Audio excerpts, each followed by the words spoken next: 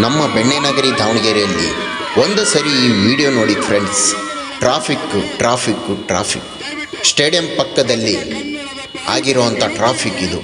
ಯಾಕೆ ಪೊಲೀಸ್ ಭದ್ರತೆ ತಗೊಳ್ಳಿಲ್ವಾ, ಎಲ್ಲೋ ಒಂದು ಕಡೆ ನಿರ್ಲಕ್ಷ್ಯ ಆಯಿತಾ ಅನ್ನೋ ಒಂದು ಕೂಗಾಟ ಇಲ್ಲಿ ಕೇಳು ಬರ್ತಾ ಇದೆ. ಹಾಗೂ ಇಲ್ಲಿ ಮಕ್ಕಳ ಅರ್ಧಗತಿಗೆ ನಾವು ತಾಯಿ ಕನ್ನಡಾಂಬೆ ಬಾವುಟನ ನಿಮಗೆ ಎತ್ತಿ ಅಲ್ಲಿ ಬಿಡೋಲ್ಲ ಅಂತ ಮಕ್ಕಳ ಆಕ್ರೋಶದಿಂದ ಹೇಳ್ತಾ ಇದ್ದಾರೆ. ಆ ಮಕ್ಕಳಲ್ಲಿರೋ ಒಂದು ಮಮತೆ ಗೌರವ ನಮ್ಮ ಹಿರಿಯರಲ್ಲಿ ಇಲ್ಲೋಲ್ಲ ಅನ್ನೋ ಒಂದು ಕೂಗು ಕೇಳ್ತಾ ಇತ್ತು ಇಲ್ಲಿ.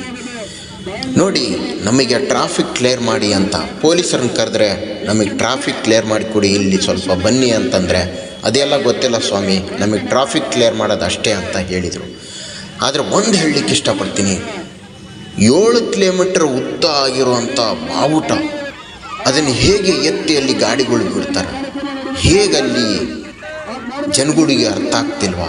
ಇದ್ದಕ್ಕಿದ್ದಂಗೆ ಜಗಳ ನಡೆದು ಹೋಗುತ್ತೆ ಫ್ರೆಂಡ್ಸ್. ಈ ಒಂದು ಪ್ರಾಬ್ಲಮ್ಮು ಯಾಕಾಯಿತು? ನಿನ್ನೆ ನಮ್ಮ ದಾವಣಗೆರೆಯಲ್ಲಿ ಏಷ್ಯಾದಲ್ಲಿ ಹೆಸರುವಾಸಿ ಮಾಡೋಣಂತ ನಿಂತಿರೋ ನಮ್ಮ BS ಚನ್ನಬಸಪ್ಪ ಅವ್ರ ಕಡೆಯಿಂದ ಆಗಿರೋ ಬಾವುಟ ಇದು. ಅವರಿಗೆ ತುಂಬ ಹೃದಯದ ಧನ್ಯವಾದಗಳನ್ನು ಹೇಳ್ತೀನಿ.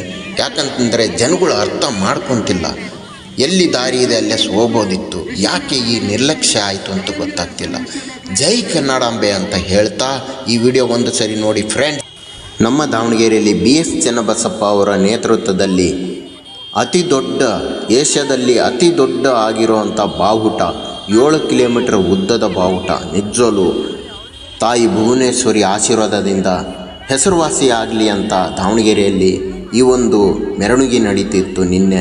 ಆದರೆ ಎಲ್ಲೋ ಒಂದು ಕಡೆಗೆ ಪೊಲೀಸ್ ಭದ್ರತೆ ಇಲ್ಲ.